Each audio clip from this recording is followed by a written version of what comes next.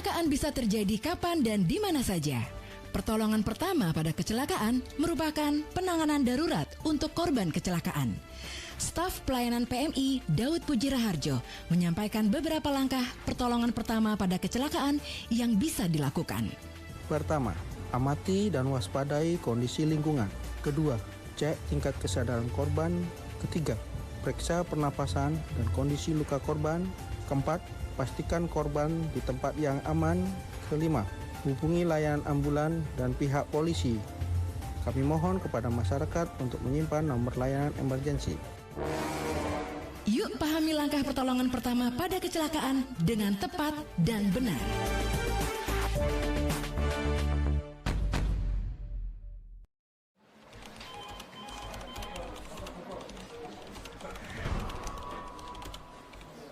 Kerjaan banyak banget dah. Aduh, puyeng kalau gini nih.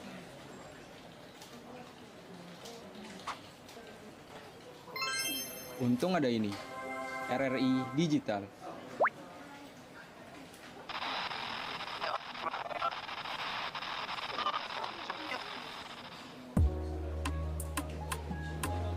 Nah, ini baru asik.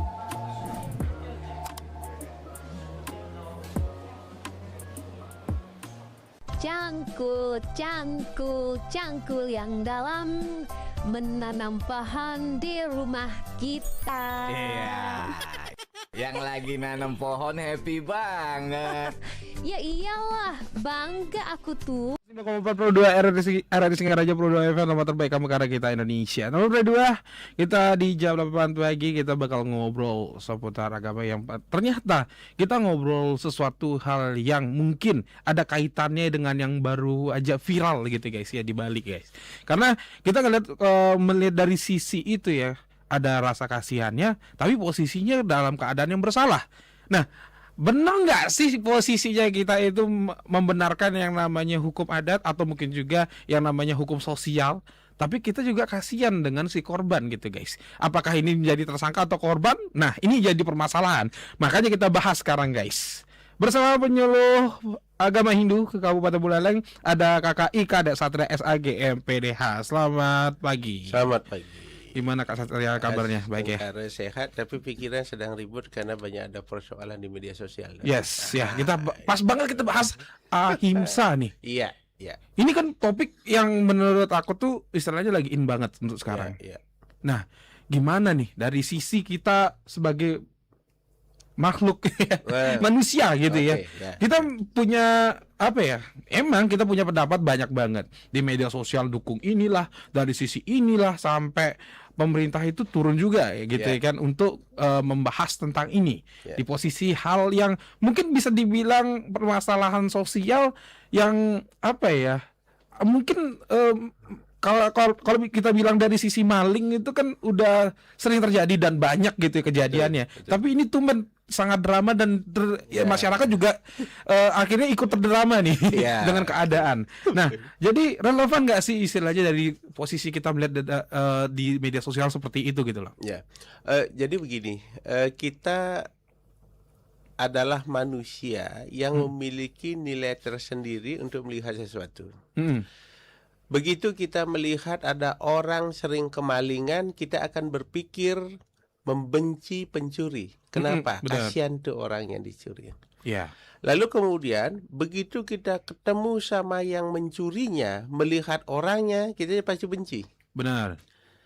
Tidak salah kemudian seseorang melakukan kekerasan, tetapi dia menggunakan dasar kebenaran. Maka kemudian ahimsa itu bukan berarti artinya kan tidak menyakiti. Tapi ahimsa bukan berarti dia diam, bukan berarti dia tidak melawan.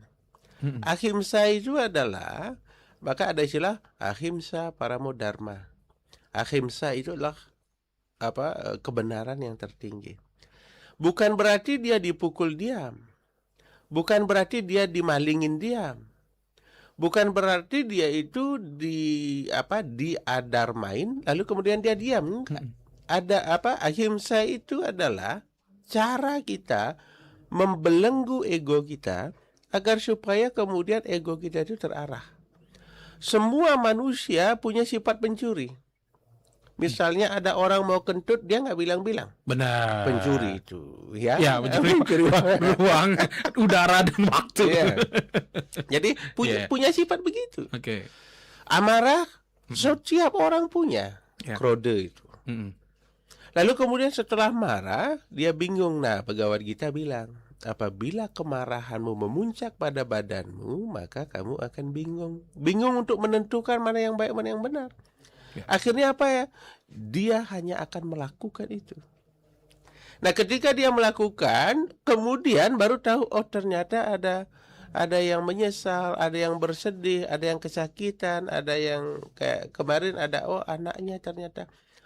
Itu aspek kedua. Setelah hasil dari Setelah perbuatan hasil itu. Ya. Maka kemudian di awal sebenarnya setiap orang diharapkan untuk menyadari kalau memang untuk hidup orang sampai mencuri, coba bayangkan itu seperti apa penderitaannya, padahal begitu banyak pekerjaan yang masih baik yang bisa kita lakukan. Benar. Artinya pencuri itu sudah salah. Sekecil apapun, jangan bilang yang berharga uang.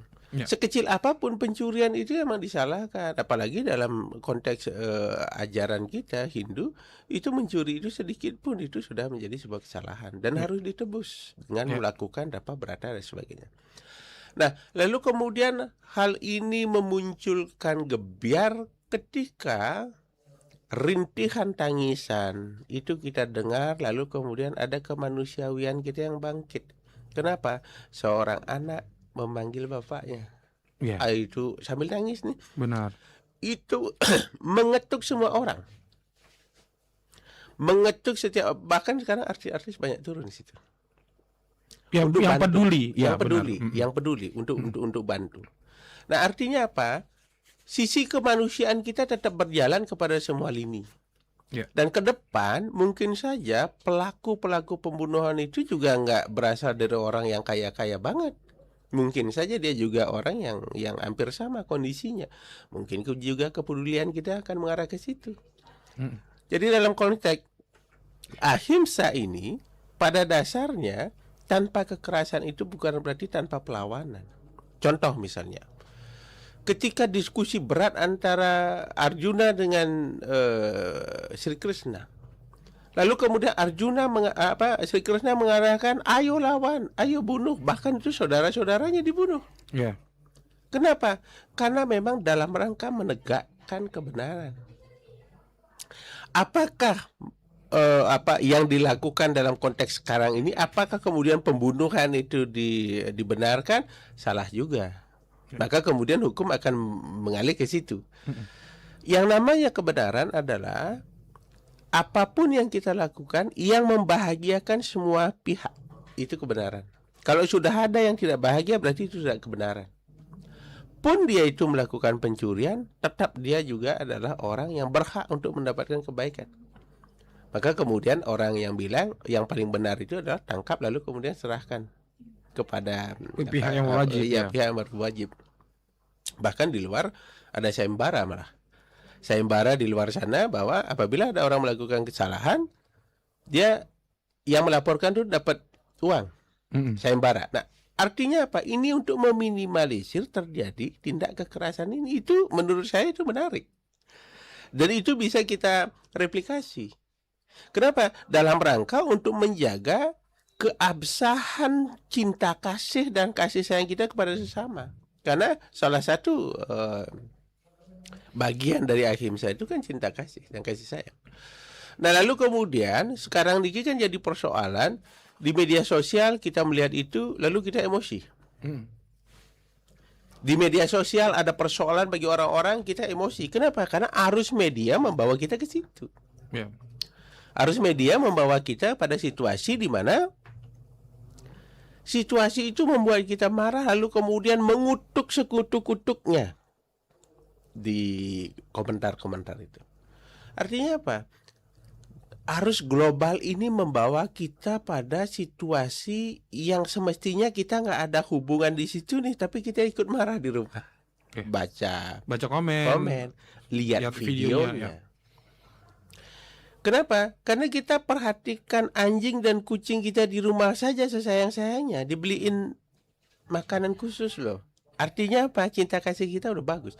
Lalu kemudian melihat orang disakiti, melihat apapun latar belakangnya, apakah dia pencuri dan sebagainya, apapun latar belakang, tapi perilaku itu membuat kita menjadi terenyuh gitu loh. Nah, kita terbawa arus nih. Lalu kemudian posisi kita sekarang begini. Sekali lagi yang perlu digarisbawahi bahwa ahimsa itu bukan berarti tanpa kekerasan dan diam, tidak. Ahimsa itu adalah kita melakukan kesadaran akan ketuhanan kita, karena kita manusia Pancasila yang berketuhanan yang Maha Esa. Jadi manusia yang berketuhanan itu tahu tentang adab bagaimana memanusiakan manusia. Dan bahkan itu sekarang sebagai karakter building kita kan memanusiakan manusia. Karena masih ada banyak sifat-sifat binatangnya. Salah satu sifat kebinatangan itu ya mencuri, mengambil milik orang lain tanpa izin, kan begitu. Terlebih bawa senjata. Terlebih kemudian dan sebagainya. Dan kita pikir itu sudah negatif, itu sudah buruk. Lalu kemudian tahu itu terjadi dan kita terbawa emosi di situ. Nah, lain lagi halnya misalnya ahimsa itu kan pengendalian amarah. Coba kita sendiri, barang kita diambil, barang yang kita sayangi diambil, atau mungkin bagi mereka itu adalah lahan untuk dapur mereka, dicuri. Alangkah emosinya, jangankan banyak, sedikit pun dicuri, karena itu penghasilan bagi mereka. Tetapi ternyata yang mencuri juga akan digunakan untuk kehidupan. Ahimsa ada pada titik itu sesungguhnya. Ketika kita menyadari bahwa apa yang kita punya ini milik Tuhan, oke deh biarin, nanti mungkin datang lebih banyak. Tetapi bertubi-tubi, berkali-kali, maka emosi itu terpendam terus. Emosi inilah kemudian, kata ahimsa itu kemudian dilanggar bagi orang-orang. Maka ahimsa, ajaran-ajaran perlu sekali disampaikan kepada masyarakat. Makanya kalian-kalian, pemimpin-pemimpin di desa, daya gunakan penyuluh-penyuluh agama, penyuluh-penyuluh yang kemudian memberikan enlightenment, pencerahan. Kalau saja masyarakat itu berpikir bahwa yang hilang satu mungkin saja yang mencuri adalah untuk hajat hidupnya, lalu kemudian dia ikhlaskan, maka itu tidak akan terjadi. Kenapa? Karena everything is God, segala sesuatu ini milik Tuhan. Begitu itu hilang, anggap saja Tuhan sudah mengambil. Lalu kemudian kita akan diberikan sesuatu yang lebih. Nah, artinya ada kesadaran kan? Di titik kesadaran ini sesungguhnya ahimsa itu tumbuh dan berkembang. Nah, tergantung dari sisi mana kita melihatnya. Betul. Nah, lalu kemudian begitu terjadi kekerasan dan sebagainya, semestinya ada kesadaran hukum. Berarti penyuluhan hukum penting juga, pendidikan hukum penting juga pada masyarakat. Jadi bukan hanya penyuluh agama yang jalan, tapi kepolisian harus memberikan penyadaran hukum. Jadi masyarakat yang sadar hukum, karena kan kita tahu hukum itu kan ada istilah the living law. Hukum untuk kehidupan. Jadi niki perlu disampaikan bahwa begitu ada terjadi sesuatu, apa yang mesti masyarakat lakukan, ini perlu juga dicerahkan masyarakat. Ditambah kemudian dengan kesadaran agama. Lah. Nah, orang Bali selama ini kita lihat yang ramah, orang Bali yang kita lihat baik dan sebagainya. Tetapi sejauh mana sih orang Bali itu bisa mempertahankan dirinya, orang-orang bisa mempertahankan dirinya, amarahnya ketika bertubi-tubi itu terjadi, dan itu memang mengganggu pendapatan mereka, mengganggu kenyamanan mereka, ya otomatis emosi pasti ada. Dan ahimsa membenarkan itu. Karena ahimsa bukan berarti tanpa kekerasan sama sekali. Dia itu adalah penyamanan ego seseorang itu dengan ahimsa.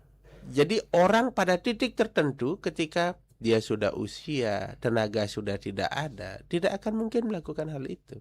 Tapi kalau generasi yang masih muda, masih energi, emosinya masih membakar, maka adalah hal wajar itu terjadi. Nah, maka dari itu dalam era yang serba cepat ini, Kita saja ada lampu merah, kita cepet-cepet nih mau kerja, ada lampu merah agak lama, pasti sudah ada ketukan amarah. Ketika kita belanja, ada yang nyalip kita di kasir, pasti kita marah. Kemudian begitu kita di pasar, ada orang yang ngomongnya kangin kau, pasti kita marah. Nah, posisi ahimsa pengendalian di situ. Ya. Bukan berarti ahimsa itu tanpa kekerasan. Contoh misalnya ada orang gila mau datang mukul kita bawa senjata. Apakah kita sambut senjata itu? Tidak, kita harus melawan. Ahimsa bukan berarti diam lalu menerima pukulan itu, tidak. Ahimsa itu adalah ketika apa yang kita lakukan terasa tidak sesuai dengan ajaran kita, maka kita harus bertolak, kita harus melawan. Jadi bukan berarti ahimsa itu harus diam. Nah, begitu ada orang-orang yang sudah pada titik tertentu, jadi ahimsa ini dipelajari oleh orang yang pada titik tertentu, spiritualnya sudah nyampe segala, maka dia tidak akan terlukai oleh senjata itu. Nah, itu wajar dia diam. Nah, kalau yang muda-muda begini masih emosi ya susah juga itu. Nah, pasti dia berontak. Nah, Ya, kan gitu. masih di posisi memang masih mengendalikan emosi karena tidak memiliki ilmu ya, yang pastinya. Ya itu. Oke, nanti kita bahas lagi Taman Perahu 2 ini karena ini sangat menarik banget dan masih in banget untuk topik pembicara kita tentang ahimsa Taman Perahu 2 ya. Jadi jangan kemana-mana, masih kita ngobrol lagi bersama Kak Satria. Jadi stay tune aja di Sepada.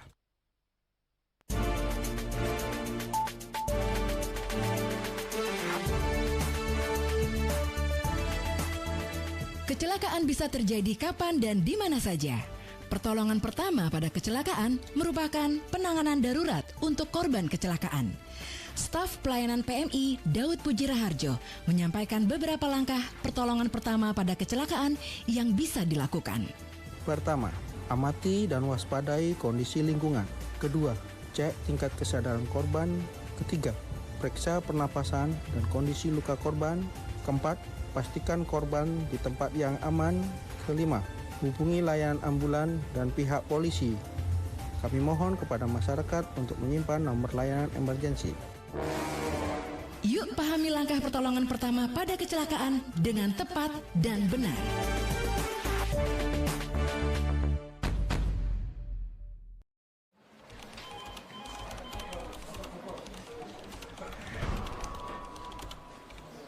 Kerjaan banyak banget dah. Aduh, puyeng kalau gini nih.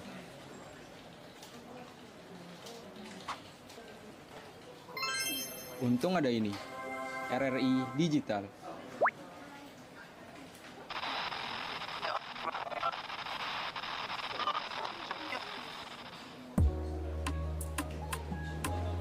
Nah, ini baru asik.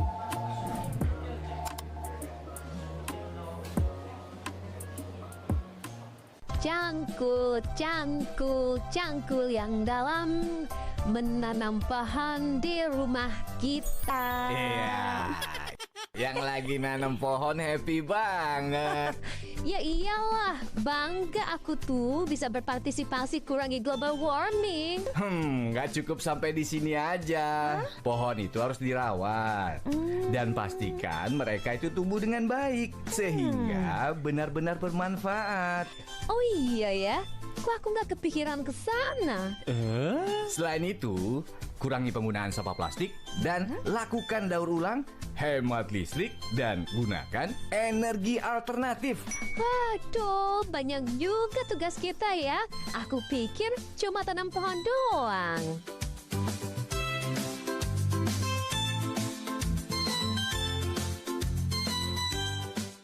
Oke, masih bersama Kak Satria Taman Perahu 2 dari Penyeluruh Agama Kabupaten Buleleng ya. Kita seru banget ngomongin soal ahimsa ini dengan kalau misalnya kita ngelihat dari sisi permasalahan kemarin gitu ya, peristiwa yang kemarin cukup kita belajar dan sangat mengena sekali si ahimsa ini sebenarnya ya. Karena tidak jauh dari itu. Nah, yang benar-benar menjadi persoalan saat ini adalah bagaimana kita itu membijaki tentang ini kan sebenarnya gitu kan. Nah, apa yang bisa kita lakukan sebagai seharusnya menjadi titik di tengah-tengah kan? Ini menjadi pentingnya gitu. Kehidupan sehari-hari nih, tekanan hidup yang semakin berat, anak-anak dikasih PR banyak aja dia udah menganggap itu tekanan hidup kan. Benar. Berbeda itu dengan orang tua yang kemudian dia harus menghidupi, dia tekanan hidupnya beda juga. Tapi konteks ahimsa ini sesungguhnya di era digital ini, di era yang serba cepat, kemudian media sosial dan sebagainya, mudah sekali kita mengeluarkan ujaran-ujaran kebencian nih. Nah, ada ujaran kebencian nih Mas. Kenapa itu terjadi? Ternyata kita tolak ukur kita adalah ada pada persoalan yang kita lihat, kita pandang, kita dengar, kita tonton. Maka kemudian kita gabung di situ, ya otomatis ujaran kebencian, kerode sudah marah kan. Ya. Padahal konteks ahimsa itu adalah personal kita, gitu. Diri ini. Gitu. Nah pada konteks diri inilah ada perlu penyadaran pada setiap orang. Maka generasi muda kita dulu sempat diajarkan transcendental meditation. Jadi duduk hening. Dalam rangka apa? Dalam rangka menyadari, menjaga tutur kata, menjaga pikiran. Agar supaya begitu kita mengeluarkan komentar di media sosial, walaupun mudah sekali itu dilakukan, hanya tinggal ketik kirim kan. Tetapi kita punya filter untuk diri kita sendiri. Tidak mungkin lingkungan kita mampu memfilter kita sampai sejauh itu. Maka dari itu kita punya polisi dalam diri kita. Oh ternyata ini nggak boleh nih, ini boleh. Nah, kalau sudah punya kesadaran seperti itu, jadi generasi muda kita itu sebenarnya bisa memahami bahwa oh ya ini yang boleh kita lakukan, ya nggak boleh. Tapi tidak bisa dipungkiri bahwa pada masa kekinian ini emang generasi kita itu dia terbawa arus itu, gitu. Dia terbawa arus di mana orang-orang yang dia lihat, orang-orang yang dia ajak, orang-orang dia itu bisa menjadi musuh tersendiri bagi dirinya. Nah maka dari itu kesadaran ini yang perlu ditanamkan. Bagaimana kita self management kita itu, ya self managementnya generasi muda lah ya. Jadi dia itu tahu untuk di mana saya harus berbicara dan bagaimana saya harus berbicara. Kemudian yang kedua, ahimsa itu bertitik tolak pada penguatan untuk menjaga fikir, tata laku dan perbuatan kita itu mengindahi setiap orang di lingkungan kita. Jadi orang-orang di lingkungan kita anggap indah tanpa ada pemikiran kebencian, tanpa ada pemikiran yang mengarah pada kekerasan. Sekarang kan mudah sekali. Bahkan ada anak membunuh orang tua. Itu kan itu kekerasan yang luar biasa. Tapi kita harus ketahui bahwa tontonan kita saat ini seperti itu. Cobalah kita lihat itu sinetron-sinetron, ya seperti itu gambarannya. Nah maka kemudian jiwa-jiwa muda kita sekarang kan mengimitasi. Oh saya ingin juga seperti itu. Saya harus bagaikan si A yang bisa silat, bisa kemudian memukul, bisa. Ya, artinya tontonan ini mempengaruhi pola pikir mereka. Oh ternyata saya bisa bertahan dengan cara saya ikut lakukan kekerasan gitu. Padahal konteks ahimsa kita bisa melawan tanpa kekerasan. Nah ini tokohnya kan Mahatma Gandhi itu. Jadi bagaimana kekerasan yang diberikan itu dilawan dengan kelembutan dan kemudian orang bisa jadi lembut. Nah ini ilmu ini kan tidak bisa dipelajari. Ilmu ini harus praktek. Ilmu ini harus menjadi perilaku kita dan menjadi folkways kita. Kebiasaan. Kebiasaan untuk memaafkan, kebiasaan untuk meminta maaf, kebiasaan untuk memberi, kebiasaan juga untuk meminta. Nah kebiasaan-kebiasaan inilah yang perlu untuk kita jalan beriringan. Nggak boleh kita hanya ada pada satu titik di mana titik itu kita anggap benar. Nah itu ego kita nanti muncul. Begitu kita lakukan ini, itulah kebenaran. Itu cara pikirnya monolitik. Jadi kebenarannya hanya ada pada dia. Padahal kebenaran itu sesungguhnya sama dengan kasus yang kemarin. Di atas begitu besar kesalahan juga ternyata ada kebenaran. Oh dia mencuri karena dia untuk menghidupi rumah tangga nih. Menghidupi rumah tangga itu kebenaran. Tanggung jawab terhadap anak istri itulah kebenaran. Tetapi ketika yang dia curi itu adalah barang-barang, di mana barang itu adalah menjadi alat juga untuk memenuhi hajat keluarganya, disinilah ada pertentangan untuk menyatakan mana baik mana buruk. Tetapi tentu itu pasal bisa membedakan itu. Tetapi kalau dalam konteks ahimsa, sesungguhnya semua memiliki ruang. Ruang kebenarannya ada, ruang kesalahannya juga ada. Maka dari itu, mari kita generasi muda itu pilah-pilah juga nih ngeluarin statement Benar. di media sosial. Benar. Jangan kita ikut dan memprovokasi justru. Oh ini salah, ini benar. Bahkan ada yang menyatakan, oh ini salah menurut kitab suci. Jangan bawa ke situ. Itu udah masuk ke dalam langsung gitu ya, tiba-tiba langsung komen di media sosial. Jadi iya benar teman-teman, teman Bro Dua, di mana istilahnya seperti kata Kak Satria ya Pak ya, yang pastinya oke lah. Kalau misalnya kamu itu ada di lokasi dan posisinya kamu itu tahu secara kronologi, mungkin bolehlah kamu berkata seperti itu. Ya istilahnya itu pun harus terukur juga dan terarah juga. Betul. Tapi kalau misalnya kamu itu tidak tahu, tiba-tiba tahu di media sosial dan kamu itu komen dan langsung bawa-bawa, nah ya kitab dan sebagainya, keluarlah ilmunya gitu kan. Rasanya udah nggak pantas banget sih. Itulah perlunya kita bijak bermedia sosial, teman-teman. Itu kan nimbrung penderitaan jadinya. Benar, benar. Penderitaan. Istilahnya nimbrung penderitaan juga bener sih ya Kak ya. Karena posisinya kamu itu nggak tahu apa-apa tapi kamu nimbrung aja gitu ya. Oke, ini sangat menarik sebenarnya. Kita kayaknya berasa kurang setengah jam ini untuk membahas ini karena panjang sekali permasalahannya yang bisa kita bahas. Mungkin di sesi berikutnya ya Kak Satria ya kita bahas. Tapi closing statement deh. Ahimsa masih relevan di tengah dunia yang mudah marah atau tidak sebenarnya? Secara singkat. Sangat relevan. Jadi relevan. ahimsa itu adalah bukan tanpa kekerasan, tetapi dia itu bertahan untuk menguatkan jati dirinya. Bahwa kedamaian itu adalah jalan-jalan yang harus ditempuh dalam rangka untuk merelevansi kehidupan kita saat ini. Memang kehidupan semakin cepat, globalisasi arusnya semakin deras, tetapi pada titik itu ahimsa itu menjadi filter bagi diri kita bahwa pemahaman tanpa kekerasan itu mutlak mesti dilakukan. Tetapi tanpa kekerasan bukan berarti tanpa perlawanan. Apabila kita terinjak-injak terus, tetap juga akan ada perlawanan karena kita juga hidup. Lalu kemudian kata dhamma atau kedamaian, penguasaan diri, ini sebenarnya poin pada ahimsa. Jadi bukan berarti kemarahan itu tidak diperbolehkan. Jadi setiap orang punya amarah, cuman dia terarah. Jadi maksudnya terarah, semua kebingungan ada pada diri manusia tapi diarahkan. Semua marah ada pada setiap orang tapi diarahkan pada posisi mana dia harus marah. Maka kemudian ahimsa itu masih sangat relevan karena itu adalah filter untuk seseorang, untuk setiap orang, untuk menjaga perdamaian. Yes, itu dia. So, ahimsa itu bukan hanya sekedar kamu secara pengetahuan adalah tidak boleh menyakiti atau tidak boleh membunuh, guys. Betul. Tapi di mana kamu itu menjadi sebuah kebijakan gitu ya. Kalau ahimsa itu mengajarkan kamu itu sebijaknya dalam menyikapi apa yang terjadi di saat kamu itu melakukan sebuah perbuatan gitu ya. Jadi latihan pengendalian lah. Benar.